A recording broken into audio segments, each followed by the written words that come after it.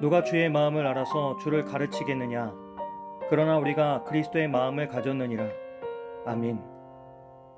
바울은 고린도 교회 성도들에게 복음을 전할 때에 사람의 지혜나 화려한 언변에 의지하지 않았다고 고백합니다.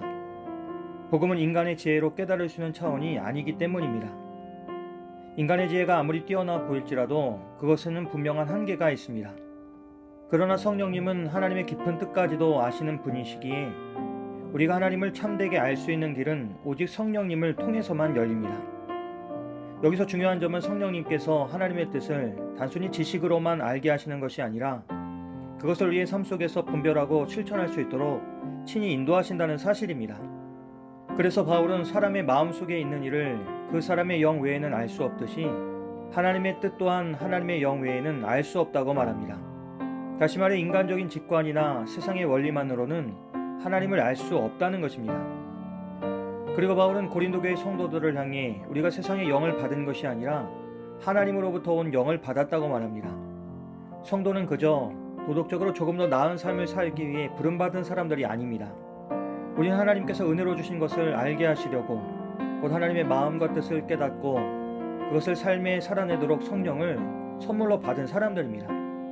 따라서 신앙생활은 단순히 인간의 이성이나 노력으로는 이룰 수 없는 길입니다.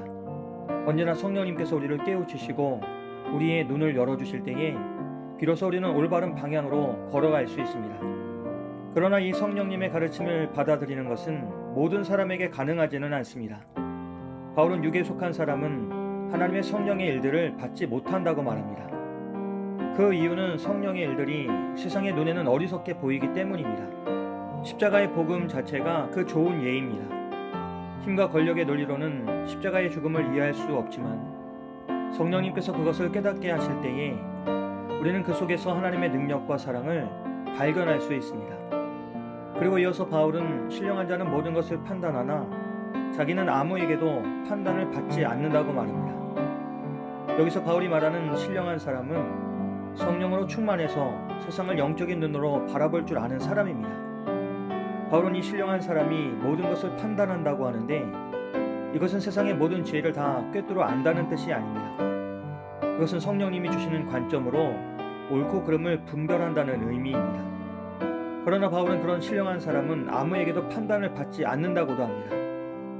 이것은 그 사람이 완전하다는 뜻이 아니라 성령님께서 인도하시는 삶은 세상의 기준으로는 평가할 수 없다는 의미입니다.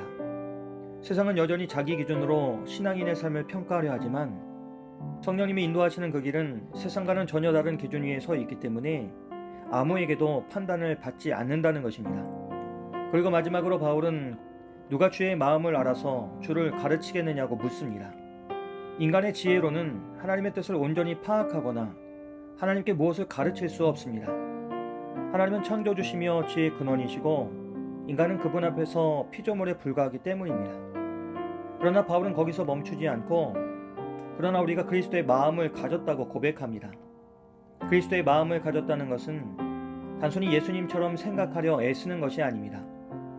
성령님이 우리 안에 거하시면서 예수님의 시선과 마음으로 세상을 바라보게 하신다는 뜻입니다.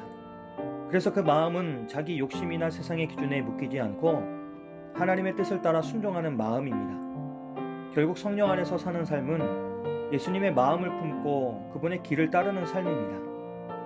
오늘 말씀을 통해 우리가 붙잡아야 할 핵심이 있다고 한다면 그것은 그리스도의 마음을 품는 삶이라고 할 수 있습니다.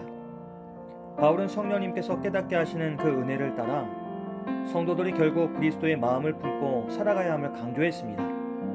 이것이 바로 신앙의 핵심이자 우리의 삶의 방향을 결정하는 중요한 기준이 되기 때문입니다. 우리는 본능적으로 자기 중심적이고 세상의 기준에 묶여 살아가려 합니다. 그러나 성령님은 우리의 시선을 바꾸셔서 세상을 예수님의 눈으로 바라보게 하십니다.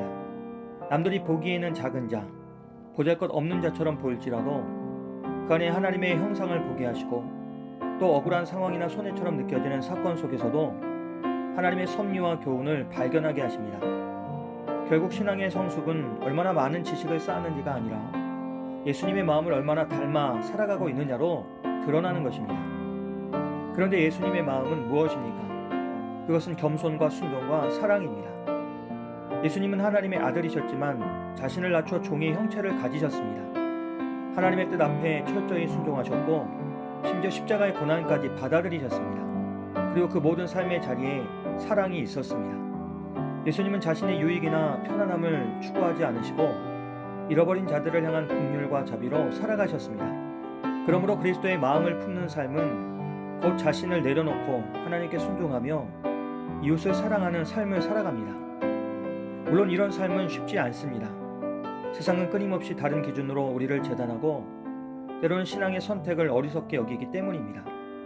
하지만 하나님은 우리가 성령님의 인도하심을 구하며 날마다 그리스도의 마음을 품고 살아가기를 바라십니다. 우리는 그리스도의 마음을 품은 사람들입니다. 오늘 하루도 성령님께서 우리를 이끌어 주셔서 우리의 말과 행동 속에서 그리고 우리의 선택과 모든 관계 속에서 예수님이 드러나시길 주님의 이름으로 간절히 기도합니다. 좋으신 하나님, 우리가 그리스도의 마음을 품고 살게 도와주시옵소서. 세상의 기준에 흔들리지 않고 예수님처럼 겸손과 순종과 사랑으로 살아갈 수 있도록 성령님 우리를 도와주시옵소서. 예수님의 이름으로 기도합니다. 아멘.